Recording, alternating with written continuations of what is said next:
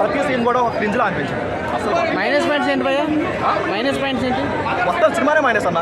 చెప్పిన ఒక పాజిటివ్ కూడా లేదు సినిమాలో. ఎక్కడ ఈ మూమెంట్ బాగుంది, ఈ సాంగ్ బాగుంది, ఈ సీన్ బాగుంది అని చెప్పి ఒకటి లేదు. తన మదర్ సెంటిమెంట్ ఏదో స్టార్టింగ్లో ఒక 2 సీన్స్ ఉంటాయి, అది కాకుండా ఇంకెక్కడ కూడా అంత కనెక్ట్ అవ్వలేదు సినిమా. విశ్వక్సేన్ స్టోరీ సెలెక్షన్ బాగాలేదు అనుకోవచ్చా? తన మూవీస్ స్టోరీ సెలక్షన్ చాలా బాగుండేది. ఇప్పుడు కామెడీ అయినా అసలు లేదంటే గ్యాంగ్షప్ అది బాగా ఆడకపోయినా సరే గ్యాంగ్షప్ గోదావరి బాగానే ఉంటుంది.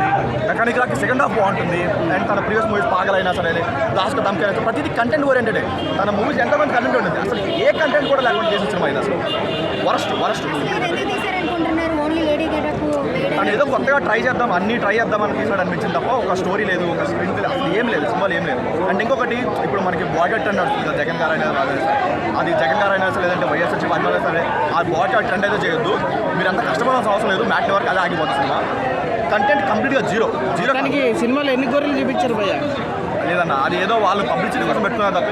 ఇప్పుడు ఆయన కామెంట్ చేయక ముందు వరకు సినిమా గురించి ఎవరికీ తెలియదు. ఆయన కామెంట్ చేశాకనే ఒక నెగిటివ్ గాను పాజిటివ్ గాను సినిమా జనాల్లోకి వెళ్ళింది. సో దానికోసం వాళ్ళు చేశారు తప్ప అది అసలు చేయాల్సిన అవసరం కూడా లేదు. కంప్లీట్గా అది పొలిటికల్ యాంగిల్ ఏమి. సో దాని గురించి అసలు నెగిటివ్ చేయాల్సిన అవసరం లేదు. సినిమానే నెగిటివ్ అసలు ఫ్యామిలీ. ఫైనల్గా విశ్వక్సేన్ నువ్వేం చెప్పాలనుకుంటున్నావు? ఆయన మంచి సినిమాలు తీస్తాడు, ఆ జానర్లో ఉండండి. దయచేసి ఆయన క్రింజ్ సినిమాలు మాత్రం తీయకండి. అట్లీస్ట్ తీసేటప్పుడు మీకు తెలుస్తుంది అయ్యా నీకు క్రింజ్ తీసానే అని చెప్పి. సో ఇలాంటి మానేస్తే బెటర్ అసలు.